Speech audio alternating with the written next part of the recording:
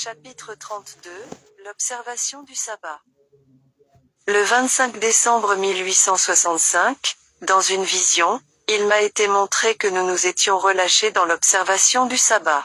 On n'a pas assez promptement rempli les tâches des 6 jours qui sont la part de l'homme et on ne s'est pas assez préoccupé de ne pas empiéter d'une heure sur le saint jour que Dieu s'est réservé. Il n'y a pas d'affaire humaine qui puisse être considérée comme d'une importance suffisante pour amener à transgresser le 4e commandement. Le Christ a permis de travailler le sabbat lorsqu'il s'agissait de sauver la vie des hommes et des animaux. Mais si nous violons le 4e commandement pour un avantage d'ordre pécuniaire, nous transgressons le sabbat et par conséquent nous sommes coupables envers la loi de Dieu tout entière. Car celui qui pêche contre un seul commandement, devient coupable de tous. Si pour un bénéfice matériel nous transgressons l'ordre exprès du Seigneur, où nous arrêterons-nous? Où sera la limite? Une légère transgression, que l'on ne considère pas vraiment comme un péché, endurcit la conscience et affaiblit la sensibilité. Elle nous entraîne plus loin. Nous en arrivons à accomplir une somme de travail assez considérable tout en nous flattant d'être encore des observateurs du sabbat. Cependant, selon l'idéal du Christ, nous sommes des transgresseurs de chacun des préceptes de Dieu. Les observateurs du sabbat sont en défaut à cet égard. Dieu est exigeant et tous ceux qui essaient de gagner un peu de temps, qui cherchent à tirer bénéfice d'une heure prise au Seigneur, essuieront tôt ou tard une perte. Dieu ne peut les bénir comme il trouverait son plaisir à le faire, car ils déshonorent son nom et font peu de cas de ses préceptes. La malédiction de Dieu retombera sur eux, et ils perdront 10 ou 20 fois plus que ce qu'ils ont gagné. Un homme trompe-t-il Dieu? Car vous me trompez. La nation tout entière. Dieu a donné à l'homme 6 jours pour travailler à ses propres affaires, mais il s'est réservé un jour pendant lequel il désire qu'on l'honore tout particulièrement. Son autorité doit être respectée. Cependant, l'homme dérobe Dieu en volant un peu du temps que le Créateur s'est réservé. Le Seigneur a mis à part le 7e jour pour le repos de l'homme, pour son bien tout autant que pour sa gloire. Il sait que l'homme a besoin d'un jour pour se reposer de son labeur et de ses soucis, sinon les tracas des 6 jours ouvrables mettraient en danger sa santé et sa vie. Le sabbat a été fait pour l'homme.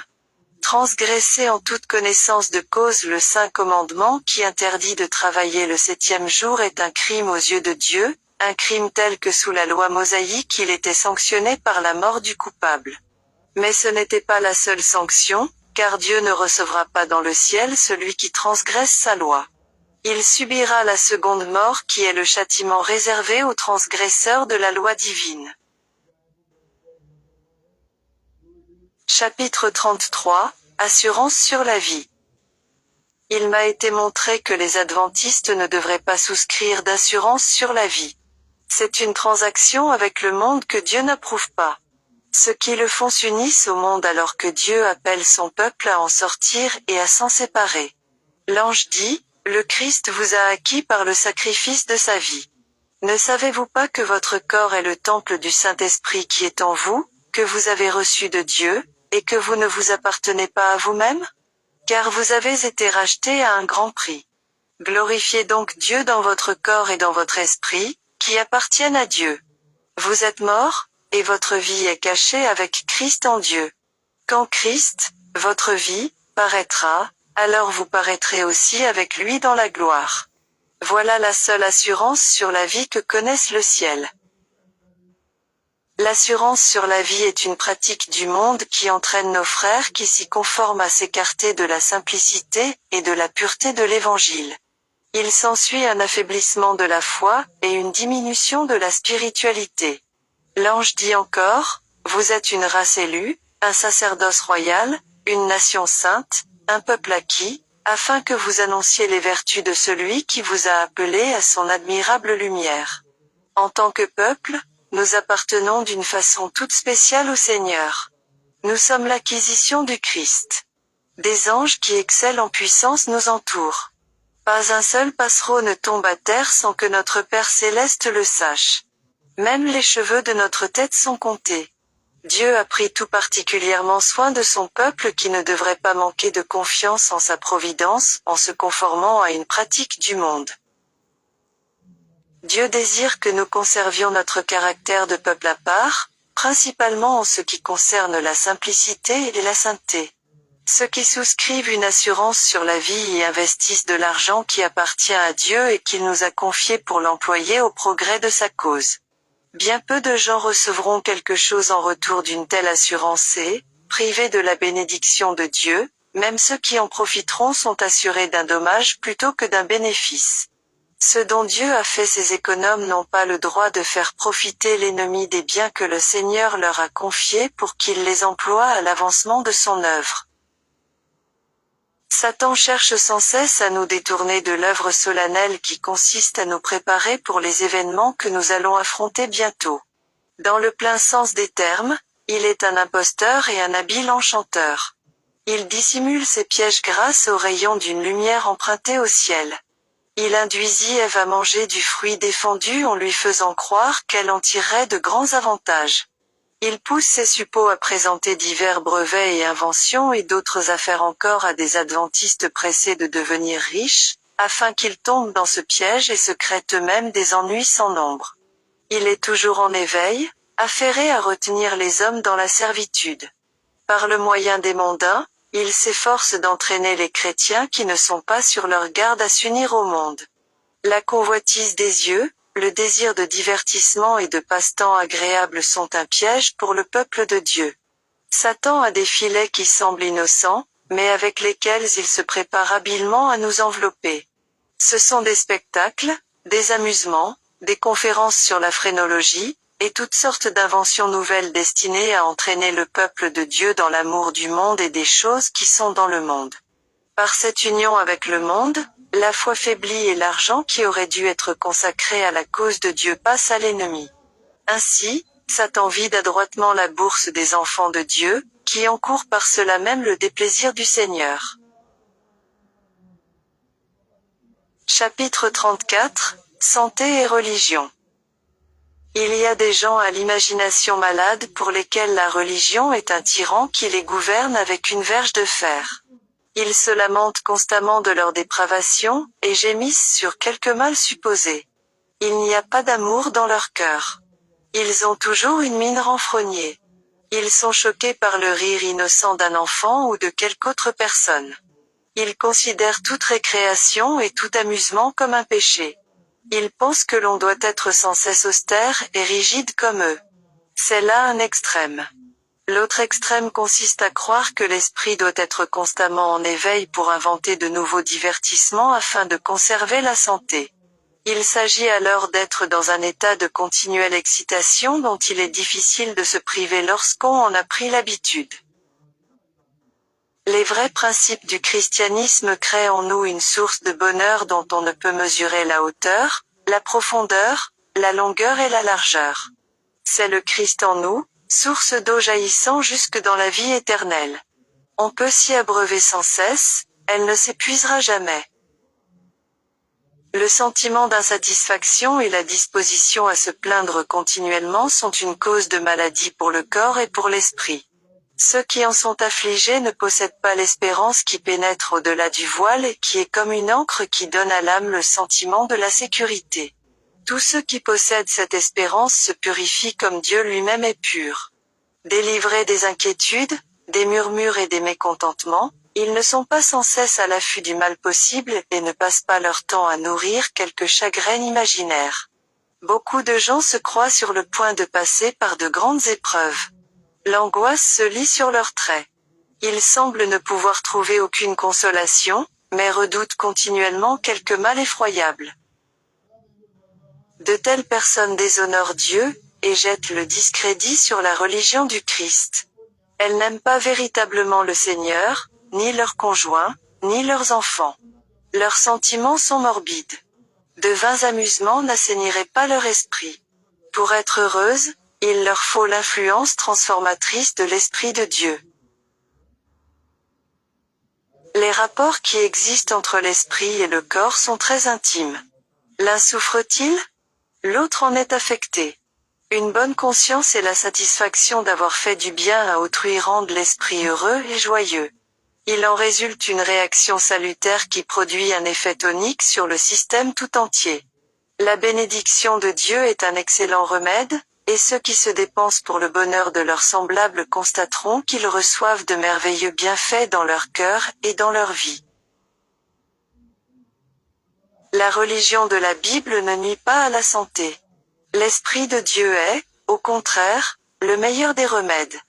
Le ciel ne connaît pas la maladie et plus le malade se placera sous l'influence divine, plus sa guérison sera assurée.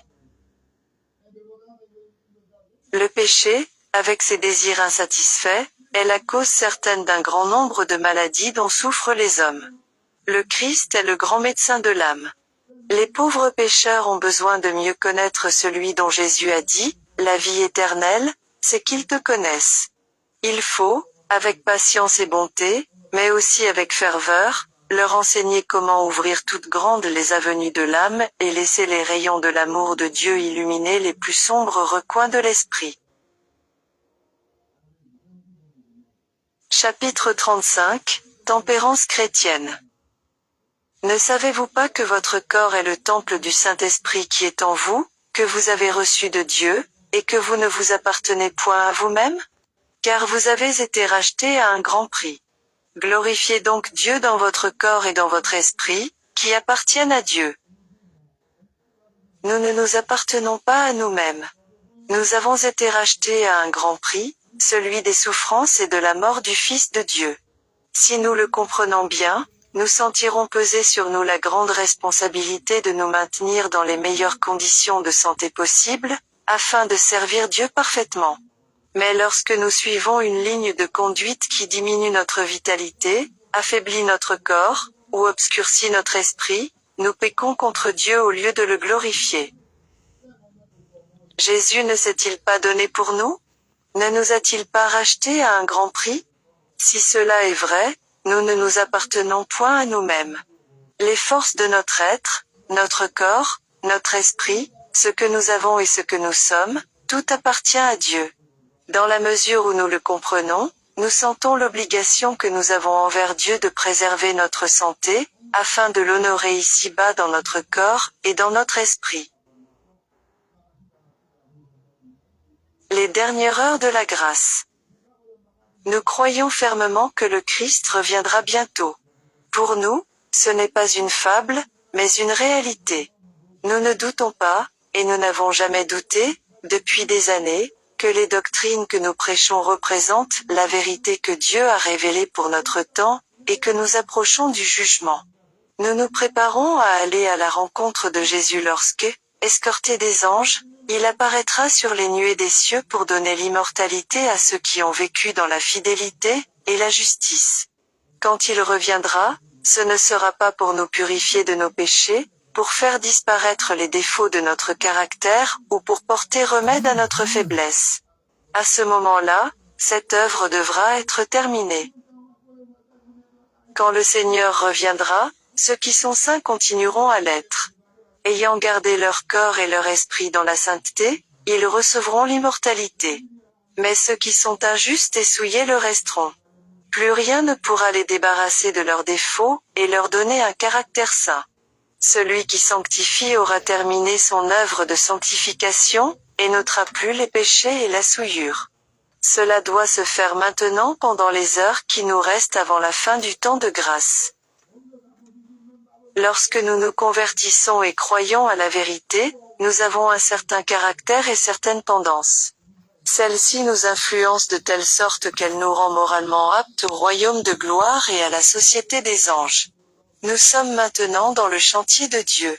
Certains d'entre nous sont des pierres sortant de la carrière et non encore taillées. Il faut que la vérité divine agisse sur nous, qu'elle nous élève et fasse disparaître toute imperfection et tout péché, de quelque nature qu'il soit. Nous serons ainsi préparés à contempler le divin roi dans sa beauté et à vivre enfin avec les saints anges dans le royaume de gloire. C'est ici-bas que cette œuvre s'accomplit pour nous. C'est ici-bas que notre corps et notre esprit sont rendus aptes à l'immortalité. Nous sommes dans un monde opposé à la justice et à la pureté du caractère aussi bien qu'à la croissance en grâce. Où que nous regardions, nous ne voyons que corruption, laideur et péché. Et quelle est l'œuvre que nous devons entreprendre ici-bas avant de recevoir l'immortalité? C'est celle de conserver notre corps dans la sainteté et notre esprit dans la pureté, afin de rester sans tache au milieu de la corruption qui augmente sans cesse dans les derniers jours. Il faut nous y appliquer sans tarder, en y mettant tout notre cœur et toute notre intelligence. Il n'est pas question ici d'égoïsme.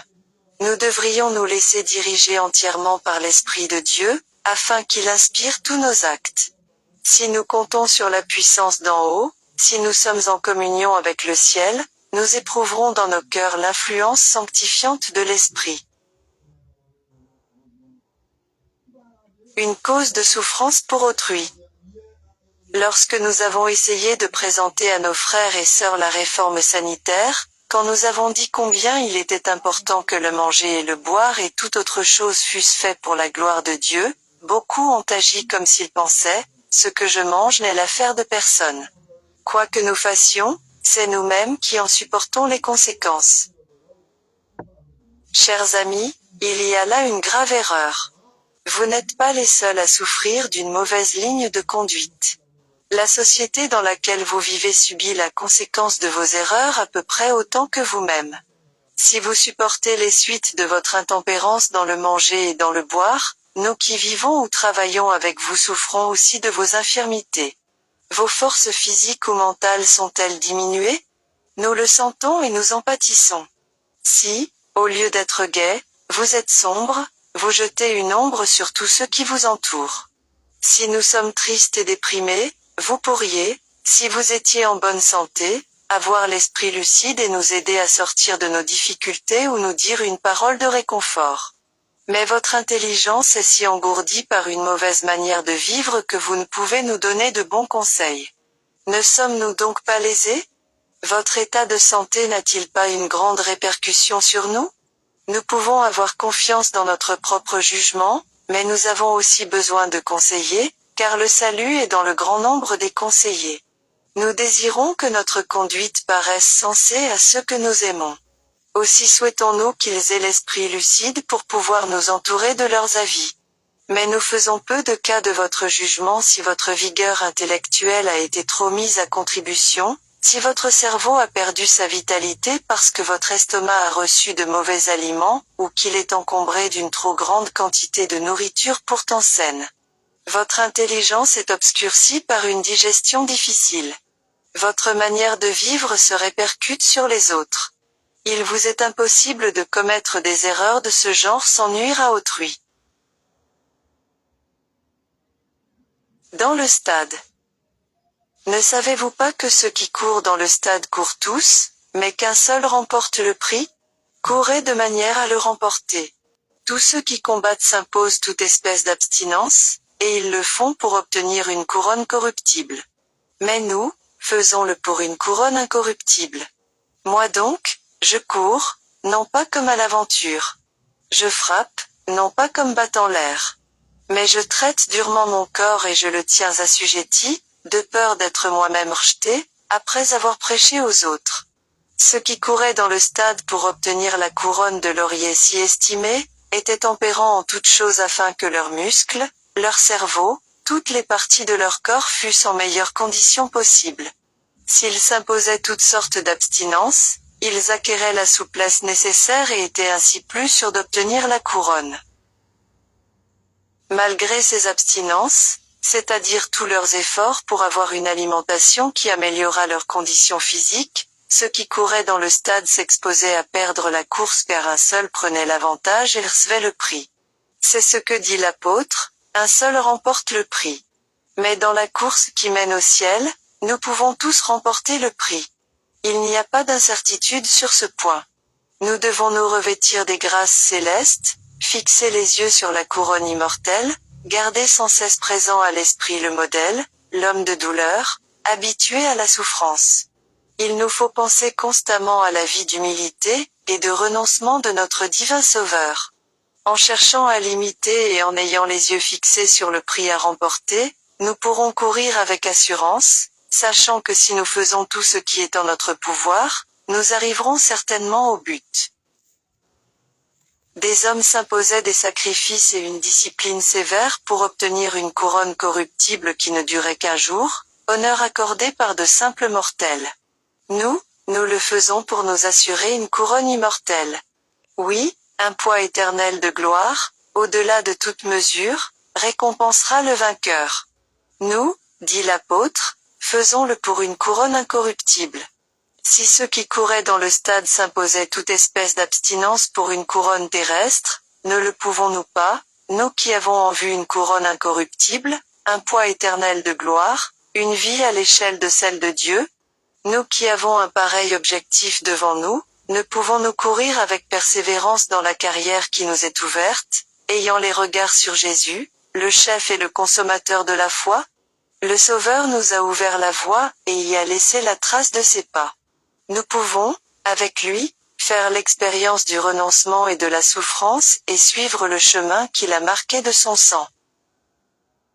Moi donc, je cours, dit l'apôtre, non pas comme à l'aventure. Je frappe, non pas comme battant l'air. Mais je traite durement mon corps, et je le tiens assujetti. C'est là ce que doit faire chaque homme, chaque femme, chaque enfant. Satan cherche constamment à régner sur notre corps et sur notre esprit, mais le Christ nous a rachetés et nous lui appartenons.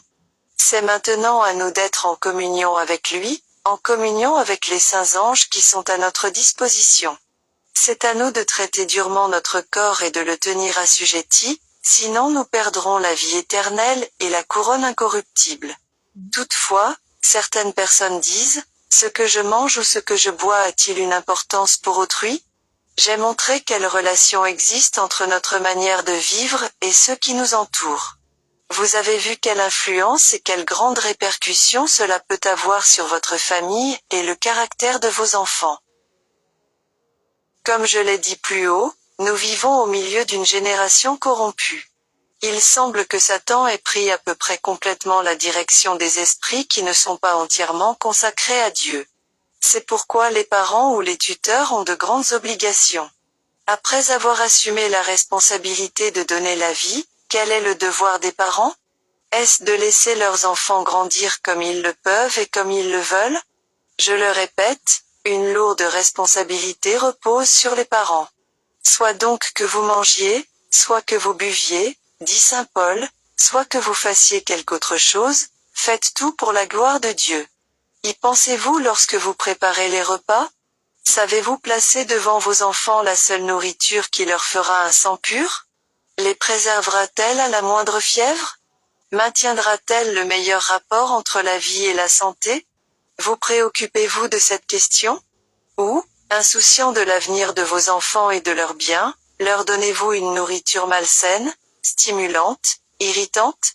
Laissez-moi vous dire que les enfants sont nés avec des dispositions au mal et que Satan semble avoir une grande influence sur eux. Il prend possession de leurs jeunes esprits et les corrompt. Pourquoi les pères et les mères agissent-ils comme s'ils étaient complètement inconscients à ce sujet? Ils ne se doutent pas que Satan s'aime livrer à leur foyer. Ils sont aveugles, insouciants, indifférents autant qu'il est possible de l'être. Qu'attendent-ils pour se réveiller et se mettre à l'étude? L'apôtre dit, faites tous vos efforts pour joindre à votre foi la vertu, à la vertu la science, à la science la tempérance, à la tempérance la patience. Voilà ce que doit faire toute personne qui prétend suivre le Christ.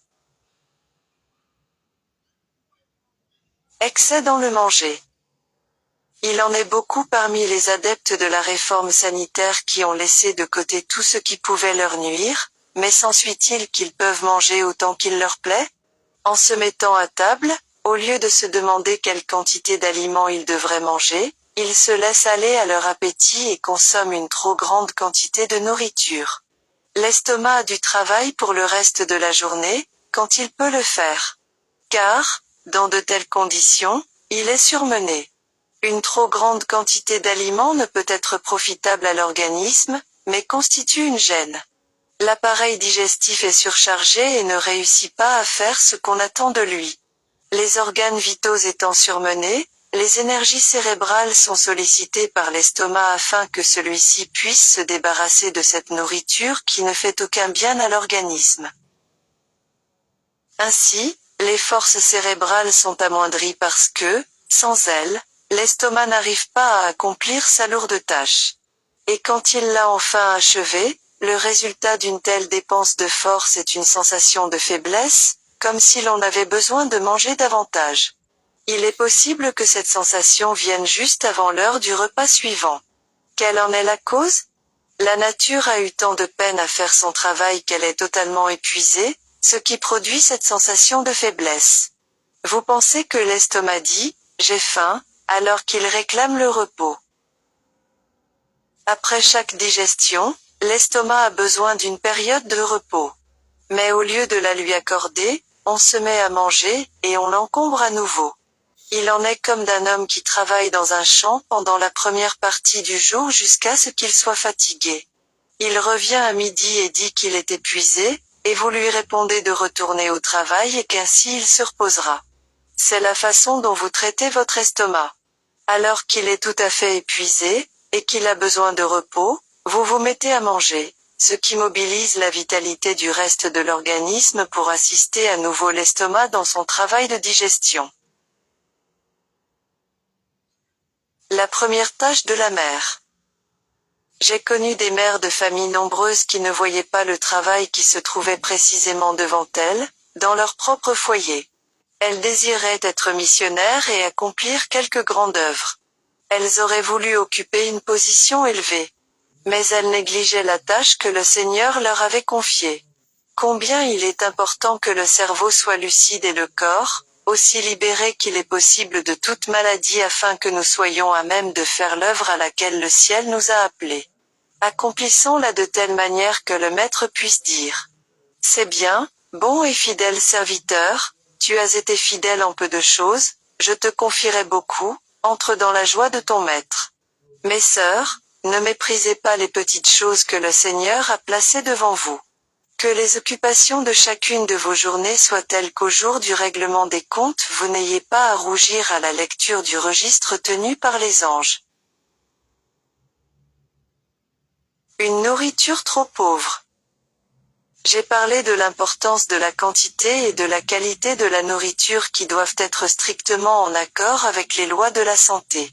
Mais nous ne recommandons pas un régime déficient. Il m'a été montré que beaucoup d'entre nous avaient sur ce point des vues erronées.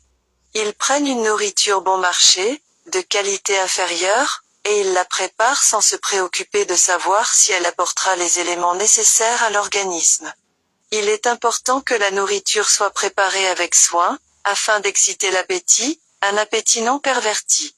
Parce que nous écartons l'usage de la viande et du beurre, des pâtés, des épices, du lard, de tout ce qui irrite l'estomac et ruine la santé, il ne faudrait pas penser que nous faisons peu de cas de ce que nous mangeons. Il y a des gens qui sont extrémistes. Ils se proposent de manger telle quantité et telle qualité de nourriture et se limitent à 2 ou 3 sortes d'aliments. En absorbant une petite quantité de nourriture et qui n'est pas de la meilleure qualité, ils n'apportent pas à l'organisme de quoi le nourrir convenablement. Une nourriture pauvre ne peut donner un sang riche. Certaines personnes ne sont pas convaincues que l'on doive rendre gloire à Dieu par la façon de manger et de boire. Toute leur vie se ressent de ce qu'elles cèdent à leur appétit. Cela se voit dans leur famille, dans l'église, dans les réunions de prière, dans l'éducation de leurs enfants. Il y a là une malédiction dans leur vie. On ne peut leur faire comprendre les vérités de notre époque. Dieu a généreusement pourvu à la subsistance et au bonheur de ses créatures. Si ces lois n'avaient jamais été violées et que tous agissent en harmonie avec la volonté divine, on connaîtrait la santé, la paix et le bonheur au lieu de la souffrance et du mal. Viande, lait et sucre. La viande appauvrit le sang.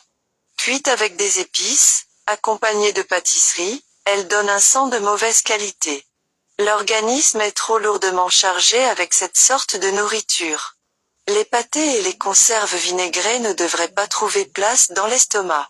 Une nourriture de mauvaise qualité, mal préparé et consommé en quantité insuffisante, ne donnera pas de force. Un régime appauvri aboutit au même résultat que la viande et une alimentation trop riche. Quelques mots concernant le lait et le sucre. Je connais des gens qui sont effrayés de la réforme sanitaire et n'ont pas voulu en entendre parler parce qu'il était question de ne pas user librement de ces aliments. Les changements de régime doivent se faire avec le plus grand soin, avec sagesse et précaution.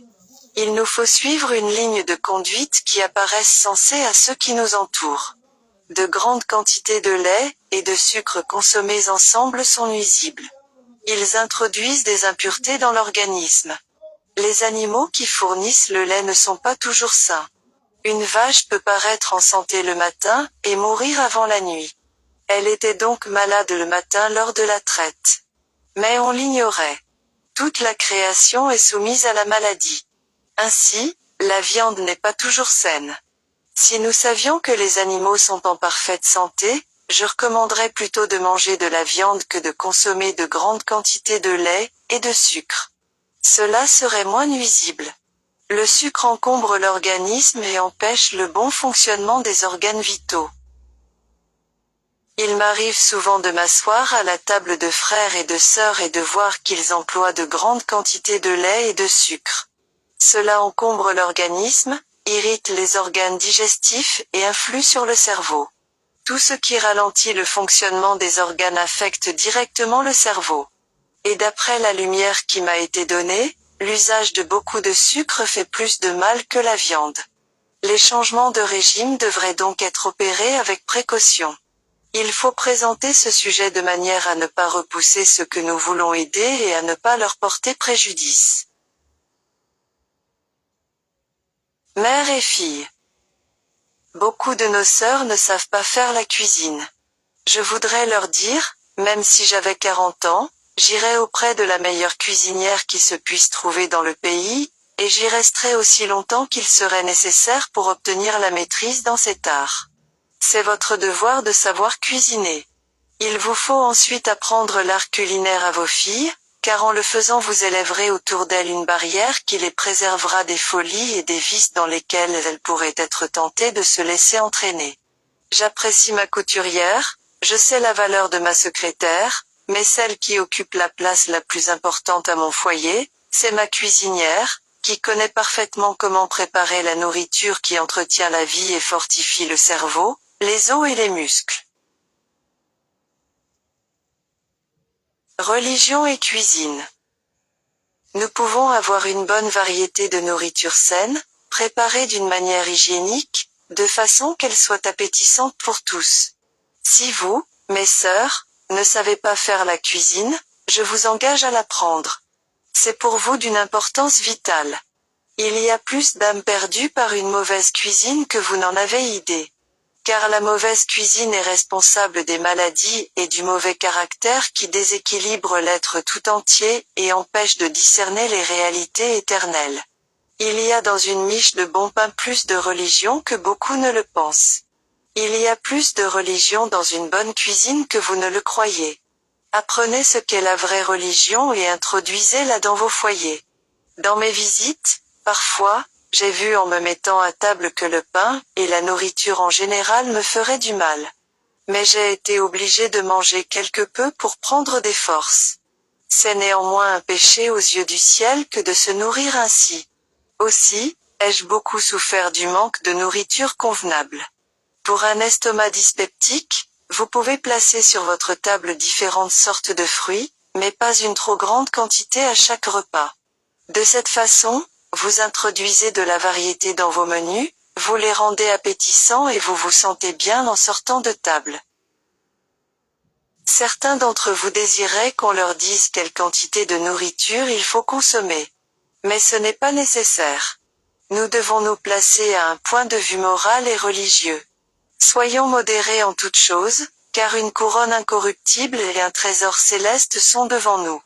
Je désire dire à mes frères et à mes sœurs que si j'étais à leur place je voudrais avoir le courage moral de prendre une décision, et de me diriger moi-même. Je ne voudrais dépendre de personne.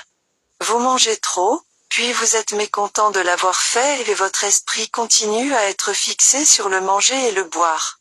Faites pour le mieux en cette matière, puis allez de l'avant avec le sentiment que vous êtes en règle avec le ciel et sans avoir de remords de conscience. Nous ne croyons pas qu'il faille enlever toute tentation à personne, pas plus aux adultes qu'aux enfants.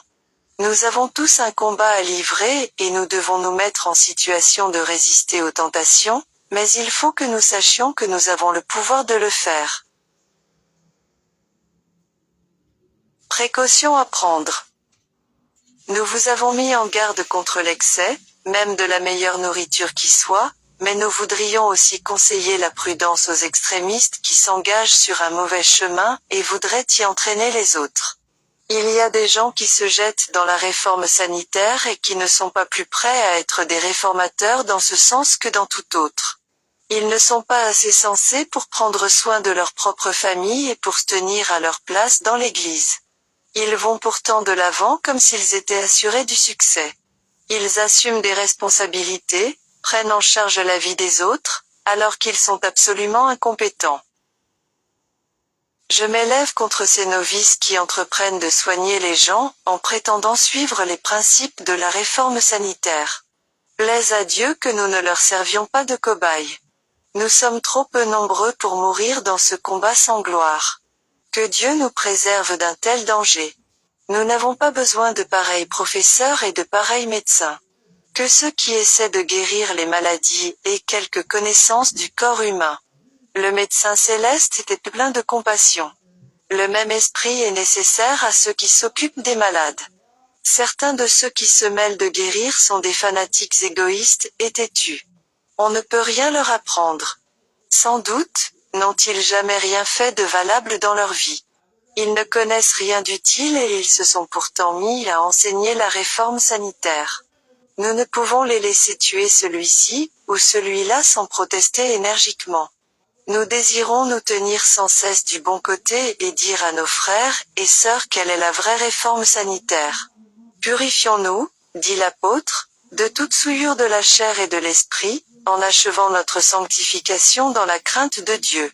Nous devons être en règle avec Dieu pour subsister dans les derniers jours. Il nous faut des esprits saints dans des corps saints. Nous devrions travailler avec ferveur pour nos enfants, et pour tous les membres de nos familles. Jésus revient bientôt. Si nous avons une ligne de conduite qui nous empêche d'apercevoir les vérités qui doivent ennoblir nos âmes, comment serons-nous sanctifiés par la vérité? Comment serons-nous préparés pour l'immortalité? Que le Seigneur nous aide à nous mettre à l'œuvre en ce qui concerne la réforme sanitaire comme jamais auparavant.